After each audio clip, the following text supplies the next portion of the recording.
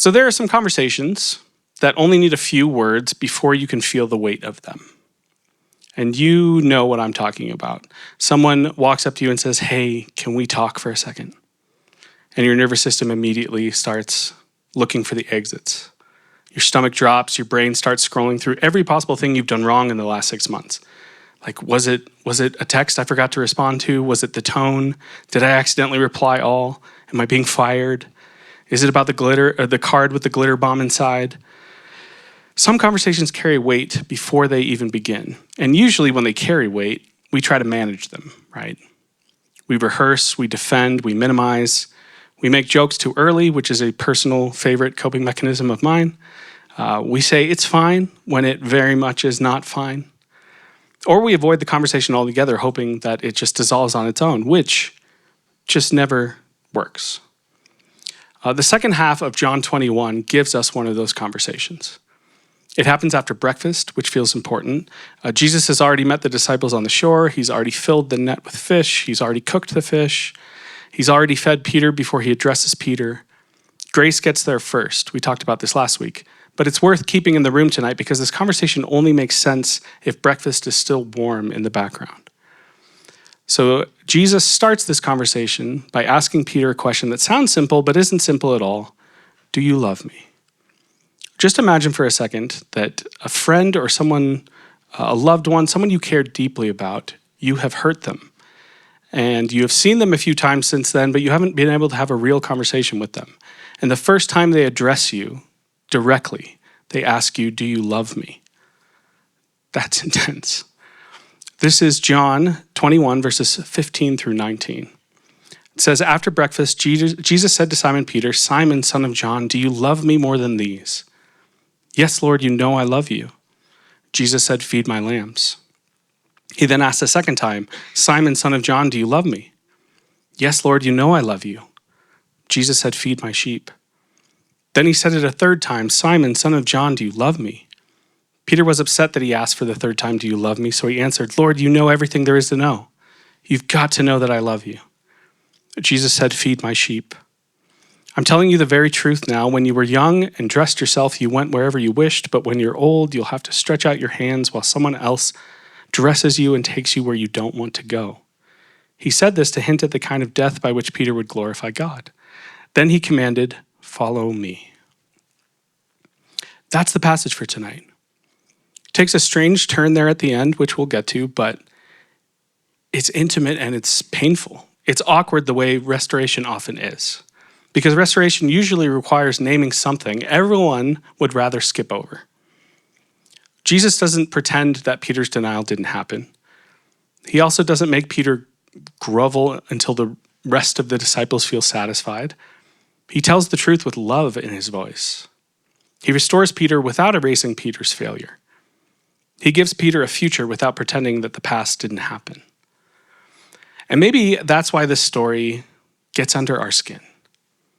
Because most of us have something in us that wonders whether our worst moment is the truest thing about us.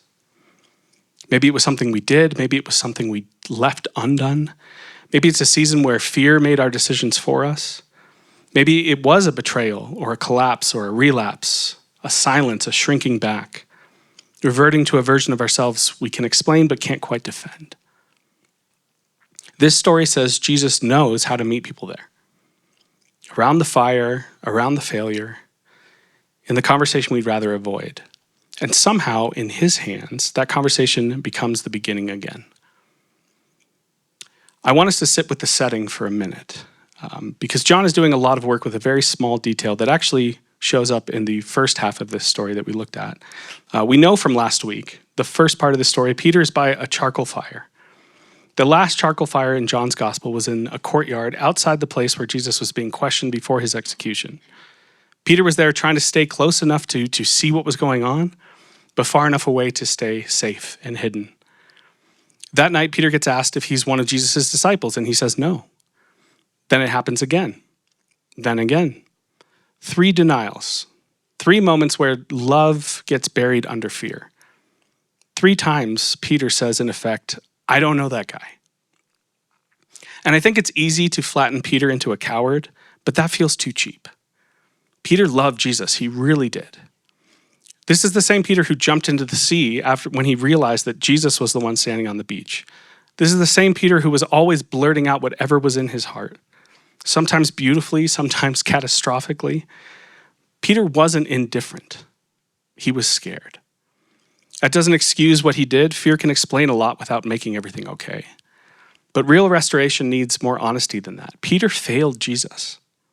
He abandoned Jesus when he was suffering. He protected himself at the cost of a relationship. And Jesus knows that. But Jesus doesn't need Peter to tell him something he already knows. The point of this conversation isn't information, it's restoration. And restoration has to happen at the place of memory. That's why this fire, the detail about the fire, is so significant. Jesus brings Peter back to the kind of place Peter would rather have never stood again. And it sounds cruel at first until we remember who Jesus is and how he's treated Peter up to this point. He welcomed him to the shore first. He made room for him first. He fed him first. So the setting isn't to humiliate Peter. It's there because love doesn't heal. Love doesn't heal us by helping us avoid the truth forever.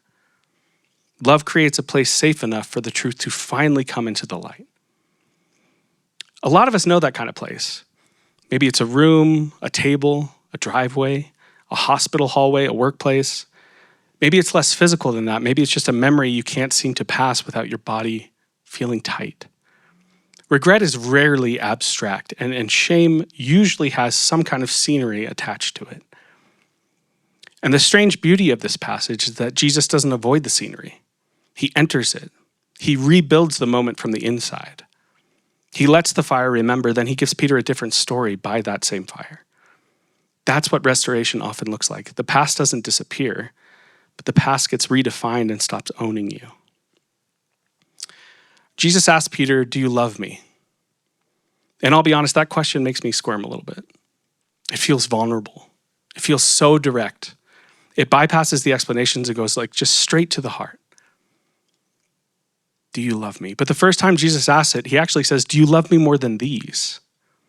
Which is one of those weird little phrases that everyone who's actually paying attention immediately starts looking around like, wait, what? More than these what? More than these other disciples love Jesus? More than Peter? Is he asking if he loves him more than these fish and boats and nets and the life he knew before? Is he saying, do you love me more than the familiar world you just went back to when everything got confusing? Scholars have argued about what Jesus is referring to here forever, which is comforting because apparently even professionals can stare at one sentence and go, that's annoyingly unclear. I personally think Jesus is probably referring to the fish as a metaphor for Peter going back to his old life. But however we interpret these, Jesus is pressing on the places where Peter's love has gotten tangled up with confusion and comparison and confidence and old ways of locating himself. Peter at one point had insisted that he'd be more faithful than anyone else to Jesus. Even if everyone else fell away, he wouldn't. Even if he had to die with Jesus, he wouldn't deny him. That's what Peter said. Which sounds great, but there's also something in it that's just trying to stand out from the rest. Maybe they'll fail you, Jesus, but I won't. And then he did. His love was real, but his fear got louder. So Jesus doesn't ask Peter to reclaim his spot as the boldest disciple on the beach. He doesn't ask, can you promise you'll never embarrass the group again, which given Peter's track record would have been a risky promise to request. He brings him back to love. Failure has a way of making us lose track of who we are. Shame says, this is you now. This is the real you. And once shame gets loud enough, it becomes real hard to imagine that love could still be the deepest, truest thing about us. But Peter's denial was real, and his love was real too. That's just the complicated truth of being human. We're capable of love and fear simultaneously. We can mean something sincerely and still fail to live up to it. If you've never done that, first, congratulations. Second, I would love to talk to you afterwards so you can teach me your ways. But Jesus asked this question 3 times, and the repetition hurts. Peter feels it. It mirrors the 3 denials. It reopens that ache. But Jesus isn't reopening it to punish him. He's opening it to repair what broke. Sometimes healing requires a question we don't want to answer. A question that helps us tell the truth without letting shame write the ending. Do you love me? Peter answers honestly, yes, Lord, you know I love you. There's something vulnerable about that answer because Peter doesn't overstate his case at all. He doesn't launch into a speech about how everyone makes mistakes or how that night was really hard and scary. He just says, you know I love you. That may be one of the most faithful things Peter says in this entire book of John. You know. You know the failure, you know the denial, you know the grief, you know the love is still here under the wreckage. I think that's a prayer that some of us may need in our hardest times. Just, God, you know. When we can't explain ourselves without sounding defensive, when we can't untangle our motives clearly, when we know we've caused pain and we know there's still love in us, God, you know. This is the beauty of being fully known by someone who's committed to our healing. Jesus knows the worst part of Peter's story, and he still asks for the love underneath it. So every time Peter says, you know I love you, Jesus responds with some version of feed my sheep. That's the part of this passage that keeps the whole thing from being sentimental. Jesus gives Peter responsibility. He entrusts people to him again. Feed my lambs, shepherd my sheep, feed my sheep. In other words, Peter, your story is still alive. Your calling is still alive. The people I love are still going to need care, and I'm inviting you into that work. That's kind of crazy. Because if I were making hiring decisions for the early church, Peter might not be at the top of the list after this. Like, honestly, applicant denied even knowing the founder under pressure isn't exactly like a glowing line on someone's work history. But Jesus sees something deeper than Peter's collapse or his charisma. Peter's restoration isn't based on pretending the denial wasn't a big deal. It's based on Jesus' ability to remake a person through love and truth and responsibility. There's a kind of forgiveness that simply says, you're released. And that's beautiful. We need that. But there's another layer of restoration that says, you're entrusted again. And that's harder to receive because it requires us to believe that we're still useful without pretending we've never failed. Some of us struggle to receive that. I know I do. We can maybe believe that God forgives us in some broad theological sense, but we can't imagine being trusted again. We can imagine being tolerated. We can imagine God saying, fine, you can stay, just don't touch anything. But Jesus doesn't treat Peter like a contagious problem to carefully manage. He gives him sheep. He gives him responsibility. And that should be handled carefully. Restoration doesn't mean everyone immediately gets the same access back after harm. Trust can take time. Repair may require consequences and patience and accountability and change patterns. But this passage says failure doesn't automatically cancel a person's future. Jesus can restore people in a way that's truthful and responsible. He can give people work to do that fits the healing he's doing in them. And notice the work Jesus gives to Peter. He doesn't say, build your platform. He doesn't say, protect your reputation. He doesn't say, go out there and make sure everyone knows that we're back on good terms. He says, feed my sheep, care for people, tend the vulnerable, pay attention to those who need nourishment and guidance and protection. That's a very different calling than many of us inherit.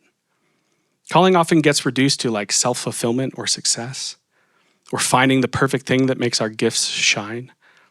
Jesus frames Peter's renewed calling around caring for people he loves. That lands in church, obviously, but it also lands everywhere else that our lives cross.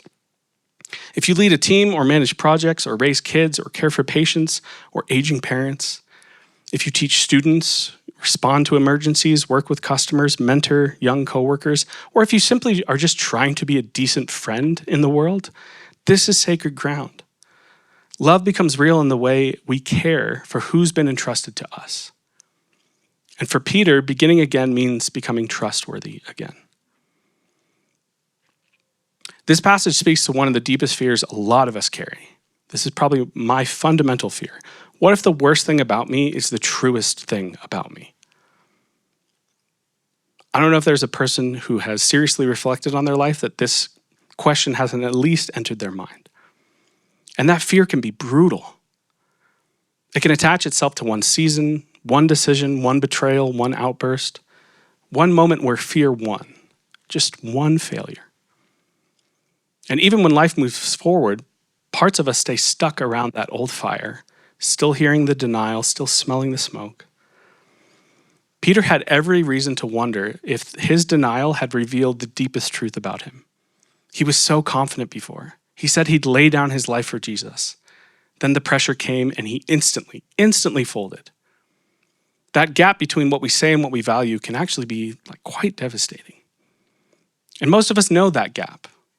We say we value patience, then we snap at the people we love the most. We say we value courage, then we stay silent when speaking would cost us something. We say we value presence, and then we numb out on our phones while the people in front of us need us. We say a lot of things.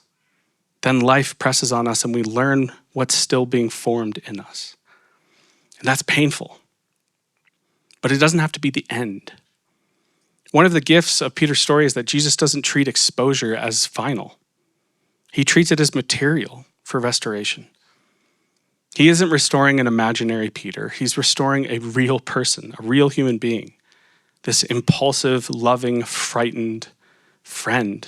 The one who jumped into the water, the one who denied him by a fire. I think that's part of what makes grace just so jarring. We often want grace to touch the edited version of ourselves, the version with reasonable explanations and flattering lighting, but grace goes deeper than our veneers, than our masks that we make for ourselves.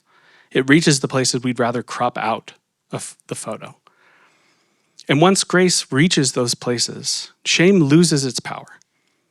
Shame says, hide this forever or you'll be rejected. Jesus brings Peter into the truth and keeps him in relationship. That's how shame starts to break. Again, that doesn't mean everyone gets access to your whole story. Please hear that. Discernment matters, and some people haven't earned the right to be near the tenderest parts of you. But healing usually involves being known truthfully somewhere. By God, by safe people, by a community that can hold honesty without making it weird. The good news in this story is that Peter's denial isn't ignored, and it's also not allowed to become his identity. Your worst moment may be part of your story. It may have consequences. It may need repair and confession and accountability. It may need a ton of time and change behavior. But it doesn't get to be the deepest truth about you. In the presence of Jesus, the truth can be fuller than shame allows. Then at the end of this conversation, Jesus tells Peter something hard and strange. He tells him that when he was younger, he dressed himself and went where he wanted, but when he's old, his hands will be stretched out and someone else will take him where he doesn't want to go. John tries to help us understand what on earth Jesus is getting at by writing that Jesus said this to indicate the kind of death Peter would eventually experience, which is like a whole thing that we don't have time to get into. But yes, this beach breakfast takes a very strange turn. 1 minute, it's miraculous fish and restoration, and the next minute, it's this cryptic preview of martyrdom. John really knows how to keep brunch from getting too cozy. But I don't want the sudden strangeness there at the end to cause us to lose sight of the most important part. The final words Jesus speaks here are the words that began Peter's whole journey at the very start. Follow me. That's the real restoration. Peter isn't simply forgiven into relief. He's called again into the way of Jesus. And this time he understands more than he did at the beginning.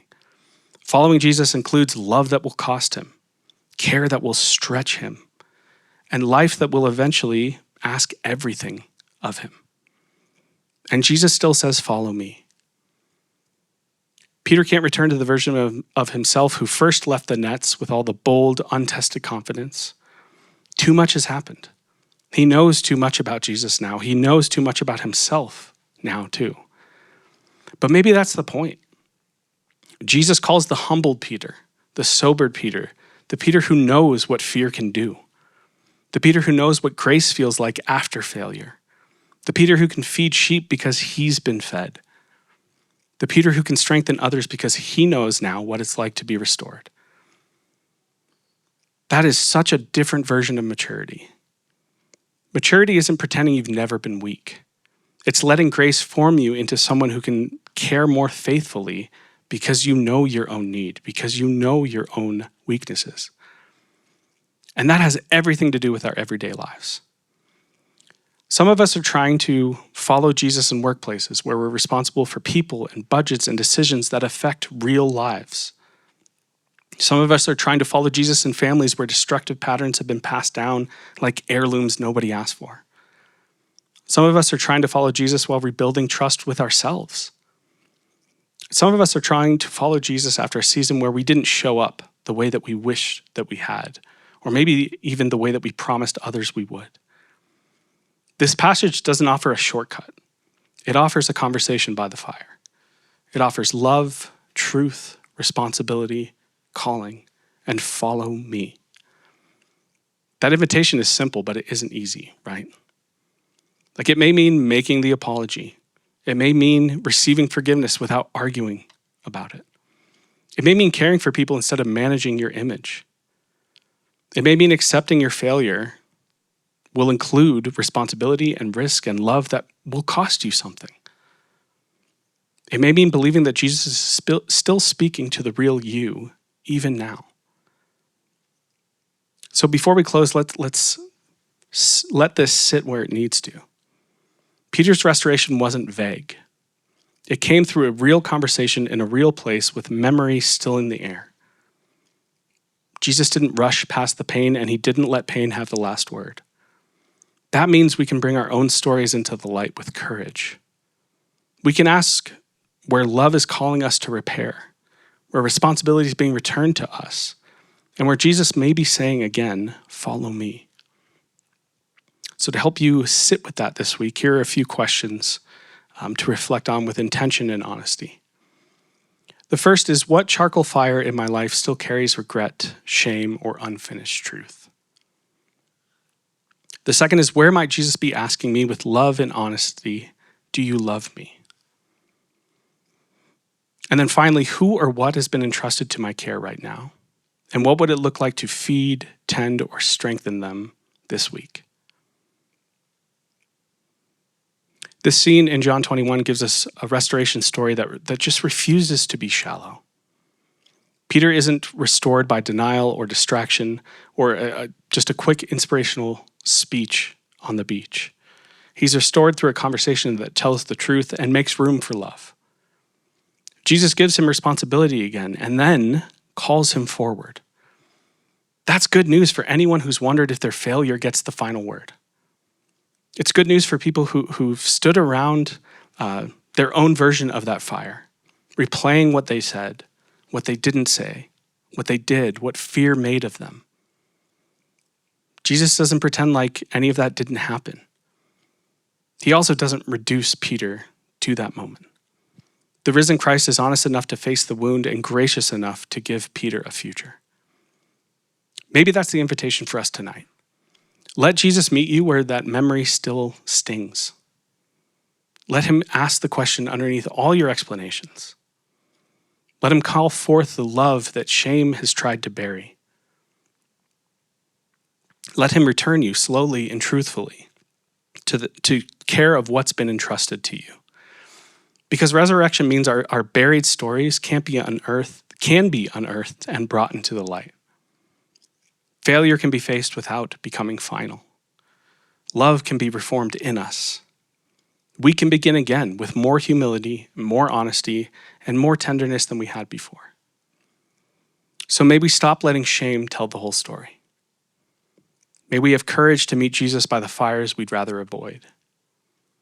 May we receive restoration that tells the truth and still gives us a future. May we care for the people entrusted to us with humility, courage, and love. And may we hear Jesus say, even now, follow me. Would you pray with me?